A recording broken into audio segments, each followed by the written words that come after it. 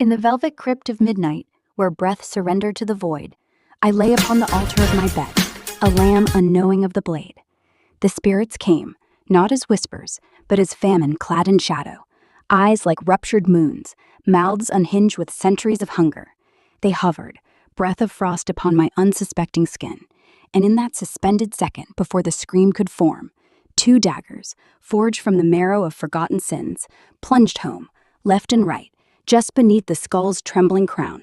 Twin points of annihilation kissed the spine's first sacred gate. Not swift, oh no, never swift. The gods of torment decreed the slowest crucifixion known to soul or flesh. A millimeter by agonizing millimeter, the blades began their descent, carving canyons down the twin ridges of my vertebrae, slicing through every nerve thread like harp strings tuned to hell. I felt the steel kiss each knob of bone. C1, a white-hot star exploding at the base of thought. C7, a thunderclap unraveling the shoulder's prayer. T12, ribs cracking open like cathedral doors in storm. L5, the pelvis screaming as foundations gave way. Down, down, down, to the tailbone's final whimper. Each vertebra, a continent of pain explored in glacial eternity. No blackout, no mercy. I was awake inside the dream, a prisoner chained to every millimeter of my own undoing, screaming without sound, bleeding without blood, while the spirits laughed in frequencies older than time. Then came the extraction.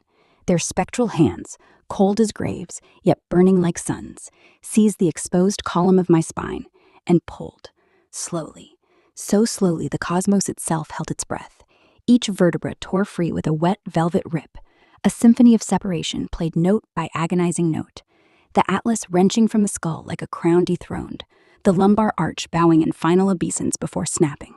The sacrum, last anchor of my mortal frame, yanked forth with a sound like the universe tearing its own seam. I felt my body collapse inward, a puppet with strings violently severed. Yet consciousness remained, a raw, flayed thing suspended in the black, watching my own backbone rise like a serpent of ivory and lightning, dripping with the luminous ichor of my stolen life. The spirits lifted it high, a trophy of conquest, and in that moment, I was nothing. No spine, no anchor, no self, only a hollow sack of screams echoing through the abyss.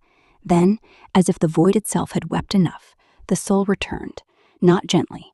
It slammed back into the ruin of me like a comet returning home, filling the empty channel where my spine once stood with liquid starfire and unbearable grace. The vertebrae reknitted in reverse agony, each bone clicking home with the sound of galaxies birthing themselves, but now glowing, now alive with a light no darkness could devour. I woke, not to dawn, but to a battlefield of my own making. The sheets were oceans of salt, tears that had poured from eyes I did not remember, closing, sweat that smelled of terror's purest alchemy, and screams, my screams, still ringing in the walls like ghosts refusing to leave. The mattress bore the imprint of a man who had died and been reborn in the same breath. I lay there, trembling, spine intact yet forever changed, a map of invisible scars etched from occiput to coccyx, and I knew I had been unmade to be remade. For one full year, I wandered the ruins of that night. Every shadow carried their daggers, every silence replayed the slow slice.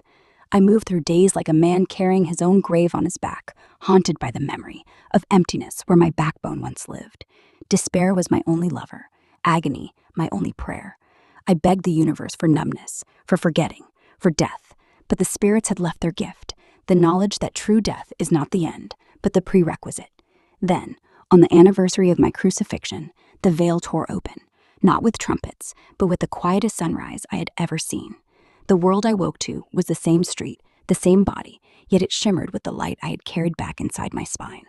Colors bled into meanings I had never earned before. The wind spoke in languages of forgiveness. Every stranger's eyes held fragments of the same stars that had reforged me. Pain had not vanished. It had transmuted into a golden thread, woven through every breath. I walked now, not as the man who was stabbed, but as the man who survived the slow murder of his old self and inherited heaven while still wearing mortal skin. Oh, blessed agony! Oh, sacred daggers that carved the path! I would kneel again in that midnight crypt, offer my spine to the spirits once more, if that were the only door to this inheritance. For I have learned what few souls dare to know. The deepest hell is not eternal. It is the womb from which heaven is violently born. And now, every step I take is a vertebra of light. every heartbeat, a hymn of gratitude, forged in the slowest fire. I am the man who lost his spine to darkness and woke carrying the backbone of paradise. This is not merely survival. This is resurrection wearing the scars like crowns.